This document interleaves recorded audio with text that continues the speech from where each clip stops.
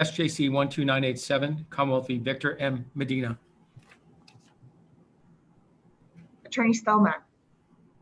Good morning. Thank you. May it please the court, Jason Stelmack for Mr. Medina. Thank you for accepting this on direct appellate review. Mr. Medina is requesting that this court reverse the finding of violation of probation because he argues that his probation should have begun when he was civilly committed to the treatment center, and therefore he was no longer legally on probation at the time of the violation. The plea occurred on September 17th, 2007. He was 42 years old. 4 counts. The first 2 counts, he received a 2-year House of Correction sentence with 576 days credit, leaving him with a maximum of only 5 months left on his sentence. And this was an agreed upon plea under Rule 12. I think that's important for 2 reasons. First, the way that it worked in the transcript of the plea hearing is the Commonwealth was asked what the recommendation was. The Commonwealth stated the recommendation, and the judge actually just accepted. Before you get to the Rule 12 argument, can I ask you to just finish that timeline? When would your client have ended probation, assuming no violation, but for the SDP finding? So I believe that would have been his sentence would have ran February 17th of 2008. It was a 3-year probation, so it would have been February 17th of 2011. And when did, under the Commonwealth theory, when does probation end? Well, under the Commonwealth theory, probation began when he was released in 2016. So under their theory, it was January 12th of 2019 is when his probation would have ended. So we're talking an 8-year difference in finality. He was held for 8 years as a sexually dangerous person. Attorney Stelmack, would it have made a difference if the judge had clarified that probation would not start until he was released to the community?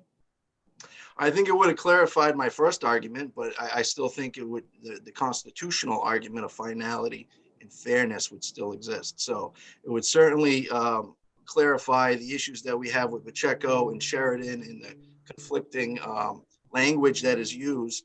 But I think the constitutional argument, I still think that would be prohibited. But at the same time, I think it's important to note that it's a constitutional right that I think could be and most oftentimes might be waived by these individuals in these situations, because it is important that they at these SDP trials have the argument that probation is a protective factor. And so I think that, you know, despite the fact that I'm arguing that probation should have ran while committed, I think that defendants could potentially waive that argument if they want to at a SDP hearing, trial down the road, be able to make that argument. So we did make that argument, right? I'm sorry? Your client did make that argument, is that right? Well, that's not completely clear. There's no transcript of the SDP trial. There's no docket of the SDP trial. The probation department wanted to argue preclusion. The Commonwealth wanted, through the Hampden County District Attorney's Office, wanted to argue preclusion, submitted expert reports that made the argument that his probation was a protective factor. However, it's not clear. I have no idea if that was what was argued at his actual trial. Mr. Stelmack, could you, I know that Pacheco focuses on the actual language. Could you compare the language of the probation condition in this case with the one in Pacheco and in Sheridan? Just refresh, because I can't keep them straight. Sure. So Sheridan came first. Sheridan, it's important to note that it was a conviction after trial. Sheridan was given a very long sentence and then probation from and after any sentence that he was going to serve. And so in Sheridan, the judge considered and intended that there may be additional sentences above and beyond what he was just sentenced on, and wanted probation to run from and after any sentence. In Pacheco, it was from and after incarceration was the language that was used by the sentencing judge in Pacheco. And in our case, it was what? Sorry. Well, and so this is interesting. In the actual transcript of the plea hearing, as I was indicating, the prosecutor was the one who announced what they wanted the sentence to be, when it was agreed upon sentence. That prosecutor never said probation from and after. The prosecutor just said the direct sentence with probation for 3 years. The judge never ordered. The judge didn't say it either. The judge didn't say it either. The clerk, even when the clerk announced it in the transcript, didn't say from and after. It became from and after in the docket and in the clerk's log. And I agree that that's probably usually what happens. It's traditionally when someone is sentenced to a prison sentence and then probation generally is from and after. From and after, I'm just trying to figure out from and after what? What was the language he used? So the language in the docket by the clerk's log was from and after sentence on count 1 of the indictment. So it's exactly the language in Sheridan. Well, no, Sheridan says any sentence. I think that's a very important factor. This case said from and after sentence on count 1 of the indictment. And just 10 days after I filed my brief, the appeals court came down with Commonwealth v. Schmidt, which is 98 Massachusetts Appeals Court 403, again issued September of 2020, and they just clarified that an SDP proceeding is not a sentence. And can I ask you a question? Are we dealing with the sentencing judge's intent? the first part of my argument is that. Okay, so when the sentencing judge, as a matter of intent, says the conditions of probation are to stay away from children, there are very few children at the treatment center, I would assume, right? I would hope so. I would hope so too. So wouldn't that contemplate that the supervision were to be done at the community level, not inside a facility? Well, yes and no. And so there are obviously other probation conditions. One is, no contact. And that is a condition that obviously he could potentially violate. And check in with probation officer. The probation officer is not at the treatment center. Well, they can still check in. I mean, they can still use the phone. They can still, I believe, use email. They can still do that. But that brings up a very good point. The point is that probation is best served when somebody's in the community, and that seems to be the intent. However, this happens all the time. There are so many defendants that are serving a probation sentence in different courts, and then they get committed to a criminal sentence, perhaps.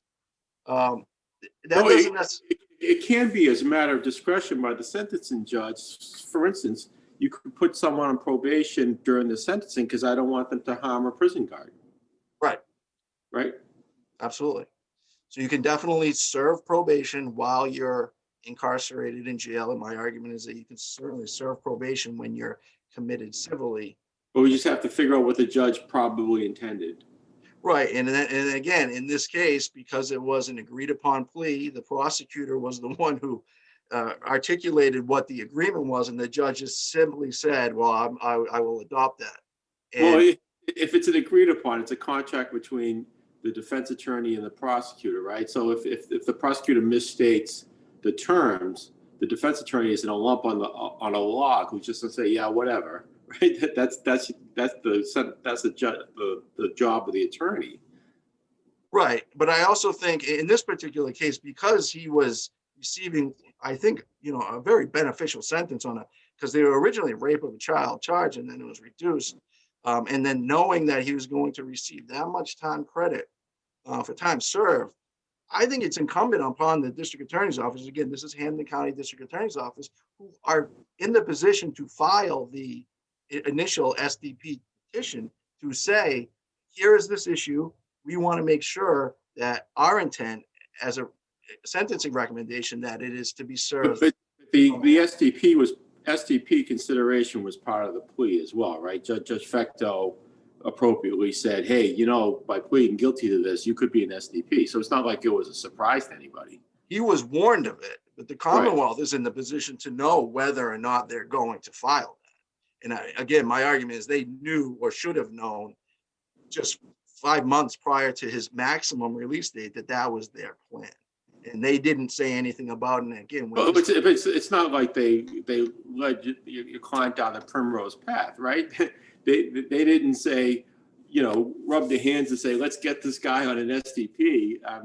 It was all, anytime someone pleads guilty to a sex offense nowadays, as the judge recognized, there's a possibility of an SDP. So it's not like your client didn't have notice of this. Right, and I'm not saying that he didn't have notice. I'm just saying when you look at the equities of the party, you know, the Commonwealth knows they're going to file this. They're in the best position, especially when they're the ones to articulate what the sentence is. No, I understand that they're the moving party. That's a different story. I get that. It's point well taken.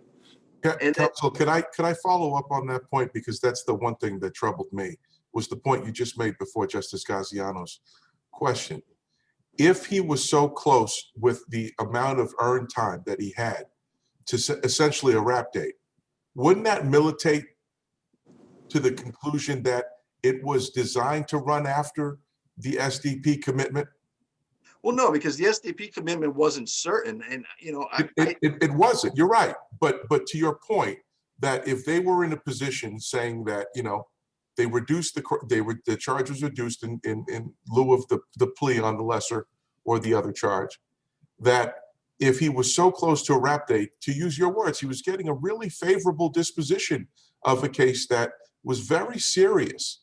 And so again, wouldn't just kind of, when you talk about the equities or the practical view of this, that this was certain that they were going to move for it, and because the rap date was so close, that it was almost inevitable that it was going to have to be served after SDP commitment if it were ordered.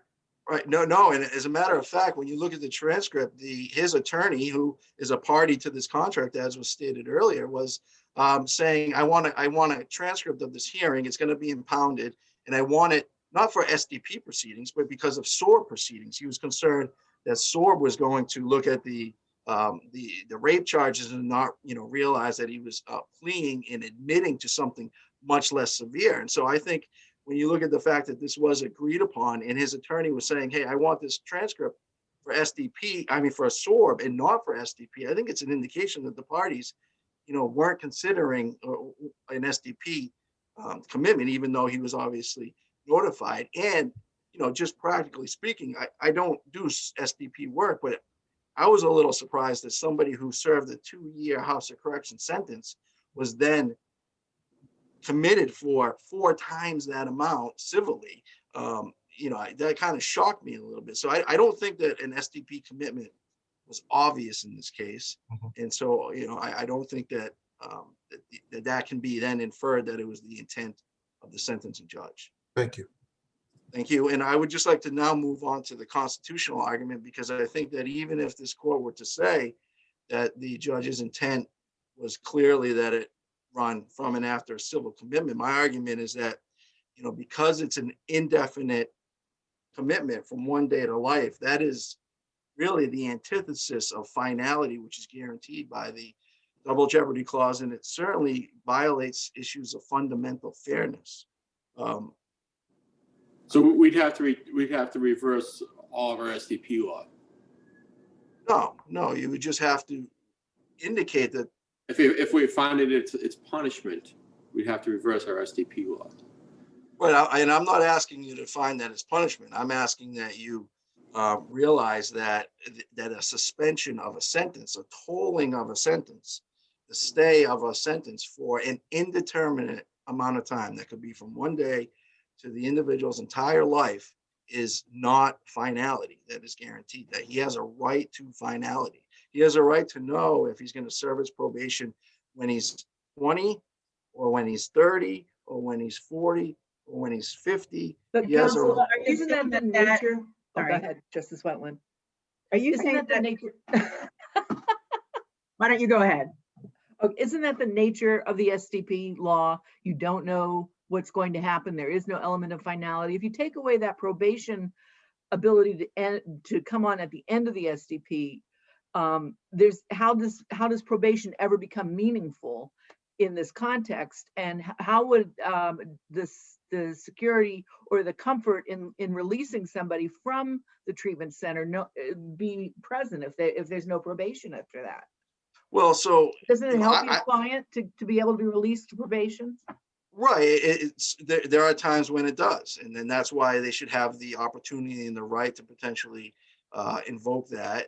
But at the same time, I think they have the right to say no. You know, I have the right to a final sentence. I have the right to do my probation when my sentence runs.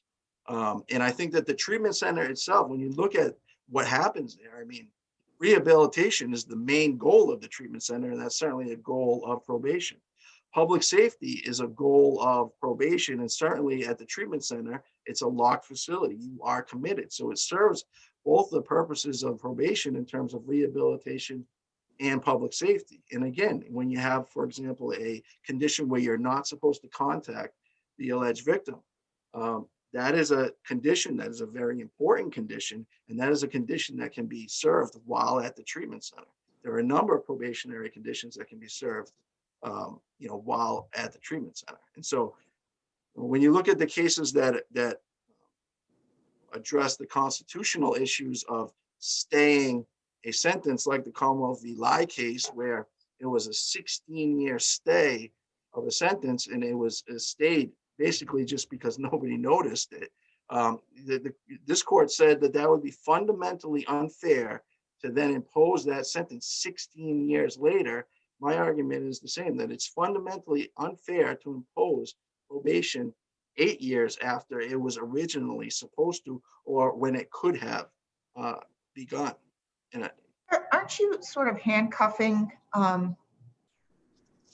the judge in saying that there's somebody who has been committed as a sexually dangerous person cannot be put on probation afterwards unless the person agrees to it? Well, no, and I'm not saying that. I mean, of course, a judge could say, "I'm going to give you 15 years of probation." That could happen. And you could be civilly committed for 25. Right. Right. Right. Absolutely. And then they'll come out and they can't be on probation once they're out in the community. They can't be monitored. That doesn't. And I'm not saying that you cannot put somebody on probation after a civil commitment from the treatment center. I'm just saying that when you order a probationary sentence that's from and after a jail sentence, then that probation runs from and after that jail sentence. No, but I think you're saying it was unconstitutional to impose it after an indefinite period of time in the treatment center. I'm saying it's unconstitutional to stay it, to toll it, to delay it until the end of an indefinite period of time.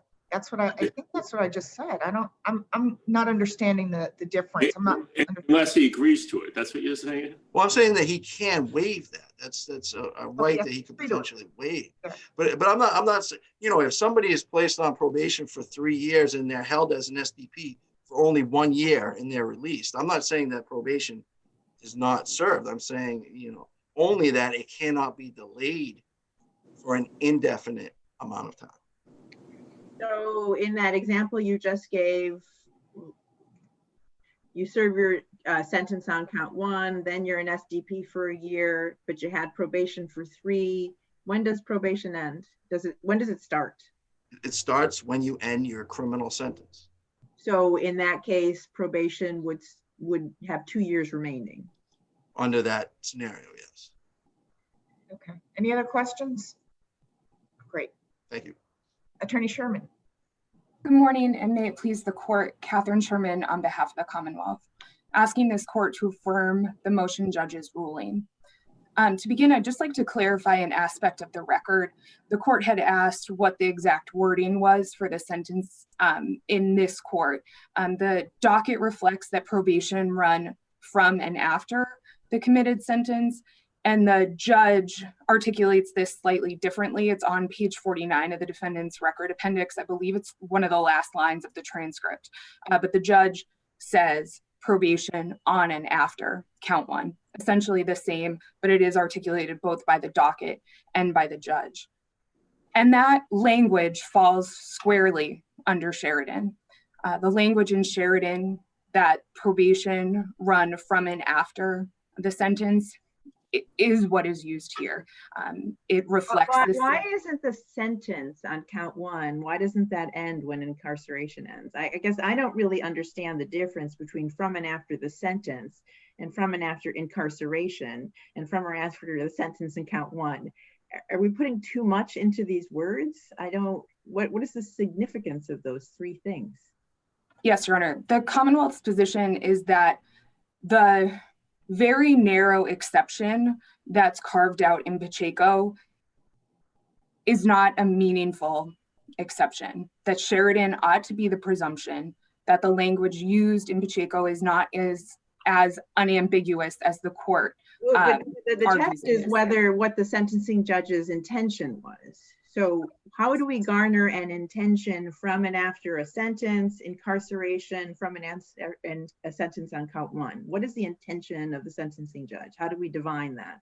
Yes, and that, why isn't it ambiguous, and why don't we defer to, have any ambiguity in favor of the defendant? Because the judge's intention in Mr. Medina's cases, and to generalize on SDP, on probation sentences for sex offenders, judges are working with the presumption under Sheridan that probation will run from and after. In Mr. Medina's case, he was sentenced in 2007, 6 years after Medina. After Sheridan was written. So judges, until Pacheco muddied the waters, were working under the presumption that probation would begin upon a sex offender's release into the community, whether that be immediately after incarceration or after a sexually dangerous person civil commitment. And not only was that articulated and put into practice after Sheridan, that's a practice that was also recognized by this court in Bunting, both in a mental health civil commitment context and a sexually dangerous person civil commitment context. In that case, the defendant at different times was civilly committed under both of those types of civil commitments. And this court recognized that his probationary term did not run during either of those civil commitments. It was not going to begin. Yes. Yeah, I will tell you this, if I were sentencing somebody during 19 years as a trial judge from and after count one, I would think that would mean that when count one had been served, the person would go on probation. I wouldn't have any difficulty thinking that's what it would mean. But if I thought that there might be an SDP and it really, made me squeamish about what's going to be over the person's head in supervision when he gets out, then what you'd do is you'd impose a long period of probation. A period of probation could be so long it might raise a constitutional concern, and you're not going to capture everybody. But if you have that concern, then you do a probation that's from and after, even concurrent with the sentence for 10, 12 years. But if I said from and after count one, what I would mean was from and after count one. And I think the difficulty that motion judges and sentencing judges are facing right now is that it is not clear how they ought to be interpreting other judges' sentences or how they ought to be articulating their own. And I think the court, this court now has an opportunity to make that abundantly clear. Sure, that's a cautionary tale. Thank you. That's right. So how should, if we're writing, you think Pacheco is wrongly decided, I get that. How do we now, what kind of guidance do we provide trial judges who are concerned about SDP following, because we don't want them just unnecessarily extend probation for long terms if there isn't going to be an SDP proceeding. They don't know if there's going to be an SDP proceeding. So what is the proper probationary approach here, given the uncertainty of the SDP? Yes, I think there are three practical ways that sentencing judges could be guided. One is if the one way that a sentencing judge could structure the probation is to have it be a longer probationary term than they necessarily want the defendant to serve. For example, 20 years of probation to be reassessed after the defendant serves 3 years in the community, if 3 years is really the term that they're looking for. That's difficult because, as has already been made clear by this court, an SDP commitment may be decades. So a sentencing judge is put in the position of decades of probation with the intent to reevaluate upon a number of years at liberty in the community. Another way to approach this is if Sheridan is again reinforced as the presumption, a sentencing judge can incorporate that structure into the Rule 12 warnings during plea colloquies that the defendant may be found sexually dangerous, and if they are, the probation term will begin after that. Another option is if the judge would like probation to be running concurrent with a penal or a civil commitment. Is that possible? So that what you just said is obviously what sort of we did retrospectively in Sheridan, but is that a permissible probationary condition? I sentence you to 6 years in prison, and then probation from and after immediately, or if there's SDP after the SDP process ends. I mean, is that a permissible probationary sentence? The closest analogy I have to address that is a defendant who's pleading to a life felony. For example, a life felony and another charge, for example. That defendant may be facing 20 years to life on the first charge with either a committed sentence or a probationary sentence to run from and after.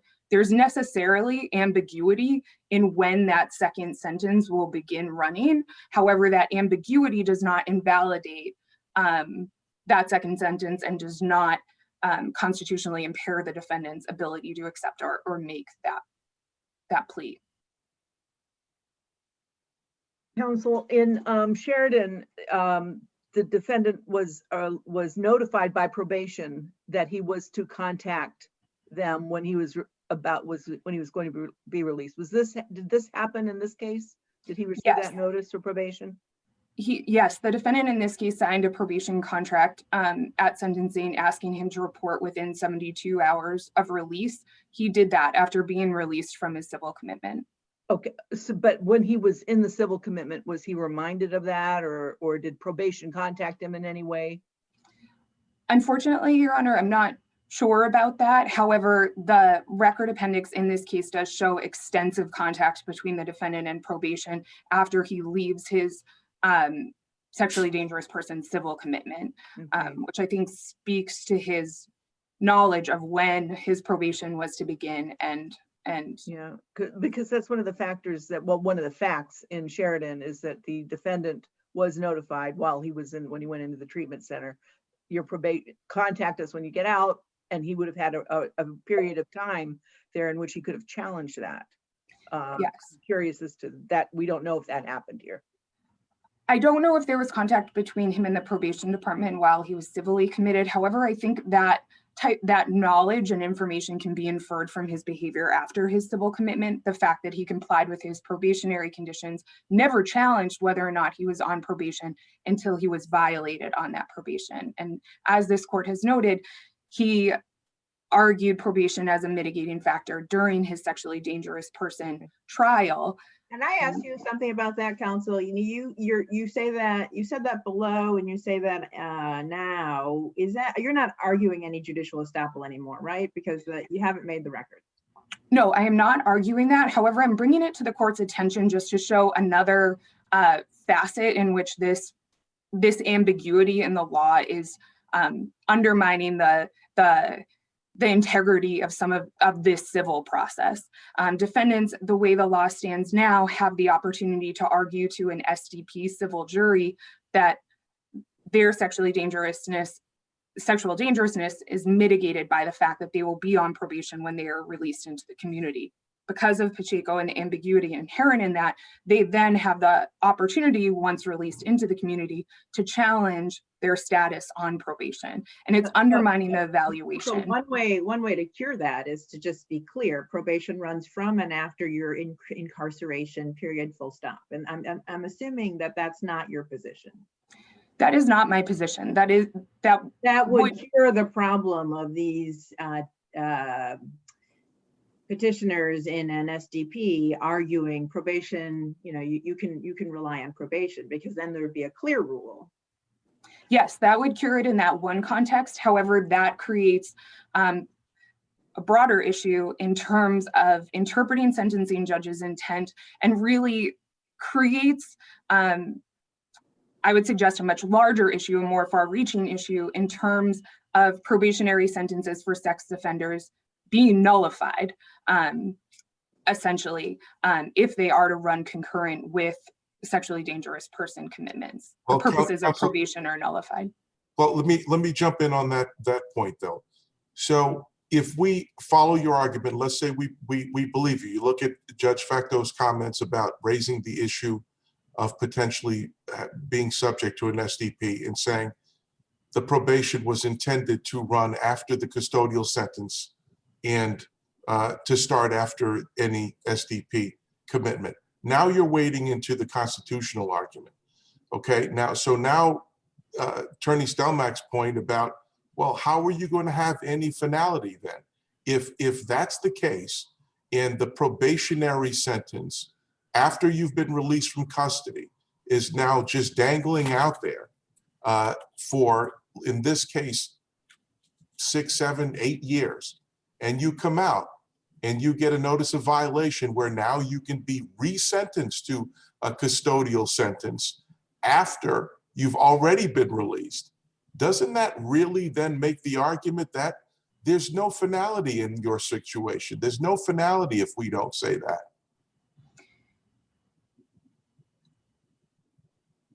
There is ambiguity in that issue. However, the ambiguity in terms of the probationary start date, I think all needs to be looked at in the context of why this person is being subject to the intervening civil sexually dangerous person commitment. And that's because they are suffering from a mental abnormality or personality disorder that makes them unable to safely rejoin the community and undeterred by criminal sanctions that may occur if they pursue their sexual impulses, essentially. So the person in that state of mind cannot comply with probation effectively. They're in a mental state that makes that impossible. And for that reason, public safety cannot be ensured, which is why they are subject to the civil mental health commitment. When they are released into the community and the liberty is essentially in their hands with the assistance of the rehabilitative structure of probation, then they have the finite term of probation to serve in the community while benefiting from the rehabilitative resources of probation. And can I follow up on Judge George's question? So, and I can't remember the context. We declared unconstitutional this lifetime parole. I'm trying to remember where we did this, in the SORB or the, one of my colleagues may sort of correct me, but we've declared this sort of lifetime parole lifetime probation unconstitutional in a certain respect. I can't remember where we did it.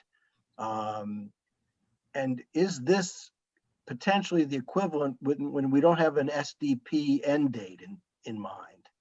How do we get around that problem?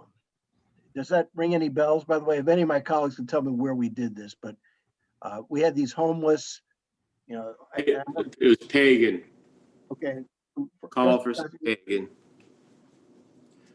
And the difference here is in the finality of terms in the probation sentence. Though it may be unclear when that probation will begin, it has an end date after it begins. And that term reflects the judge's intent in terms of rehabilitating this sex offender and having them supervised for a concrete amount of time. The amount of time that just to be clear, you're saying that 3 years is a finite period of time. We don't know when it's going to start, but that's good enough.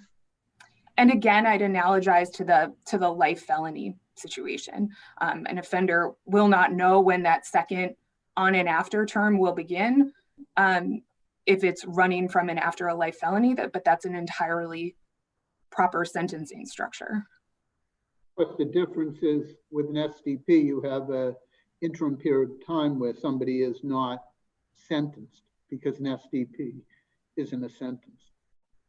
That's correct. It's in the intervening civil mental health commitment.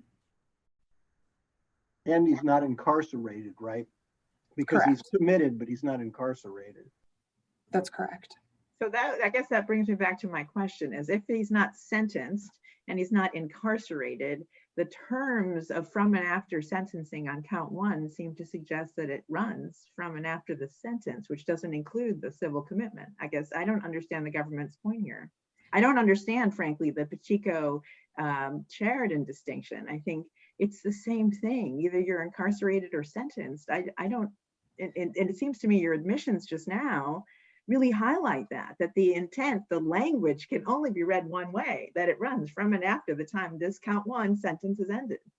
Well, the government's interpretation is based on, of course, the appellate court holdings, but also this court's interpretation of those same sentencing phrases and mental health commitments in Bunting, which is, from the research the Commonwealth did, the only case that we can find that's most directly related to this. And a notable absence in case law. You have another argument, which is all the conditions make absolutely no sense unless you're out in the community. I think there are 5 conditions in this thing. Only the first one could possibly apply to the treatment center. So the conditions, the language doesn't make sense about incarceration or sentence after SDP, but the conditions only make sense if you're released into the community. So they're both sides the language is incomprehensible unless you put it in context, both sides of this, right? That's correct. And so, any ambiguity, don't we favor the defendant's view?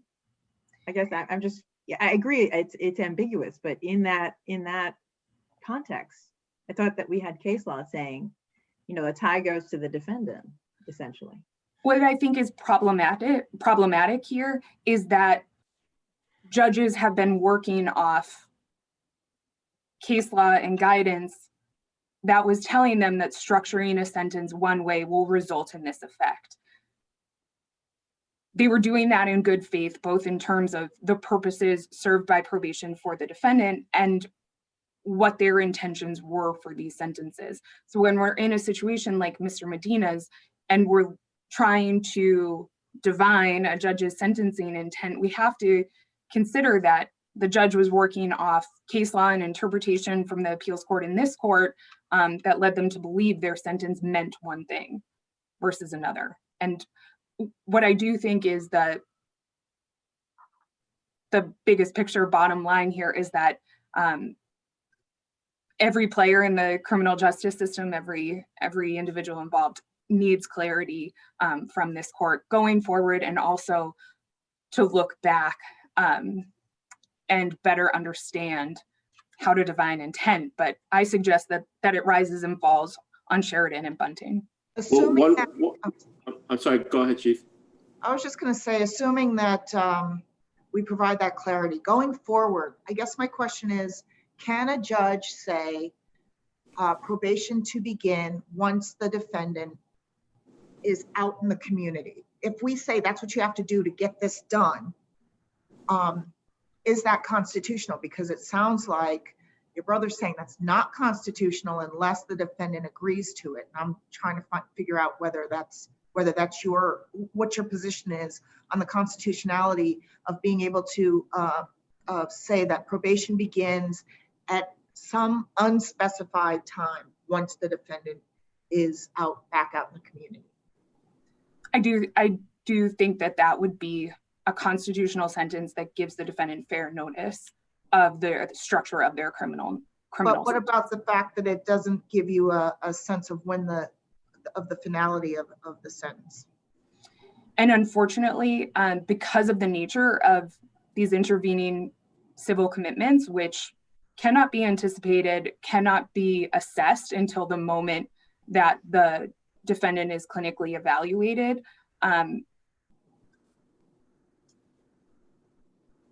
that has to be, that ambiguity is inherent and needs to be accepted as So part of the it situation. just, if it's unconstitutional, that's just the way it is, or that it's not unconstitutional? That the ambiguity is no different than the ambiguity, again, the same example that I keep repeating, but also there are similar examples. In Chapter 279, Section 8 requires that a crime committed while on personal recognizance must run from and after the sentence for which you were released on personal recognizance.